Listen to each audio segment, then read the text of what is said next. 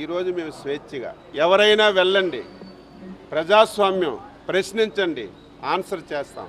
కానీ ప్రతిపక్ష నాయకుడని చెప్పి ఆయన ప్రతిపక్ష నాయకుడు కాదు, ఒక రాజకీయ పార్టీకి అధినేత, ఒక నియోజకవర్గానికి ఎమ్మెల్యే. ఈరోజు పరామర్శలని చెప్పి ఎవరికి పరామర్శిస్తున్నావు? ఈ దేశానికి సేవ చేసిన వ్యక్తులు చనిపోతే పరామర్శిస్తున్నావా? లేకపోతే ఎవరైనా సరే సామాన్యులు చనిపోతే పలకరిస్తున్నావా? ఎవరైతే గంజాయి, ఎవరైతే మారక ద్రవ్యాలు తీసుకొని ఈ సమాజానికి చీడ పురుగుల్లాగా ఉన్నటువంటి వాళ్ళని ప్రభుత్వంలో ఉన్నటువంటి పోలీసులు చట్టాన్ని ఉపయోగించి చర్యలు తీసుకుంటే వాళ్ళకు పలకరించడానికి వెళ్ళి లా అండ్ ఆర్డర్ క్రియేట్ చేస్తున్నావు.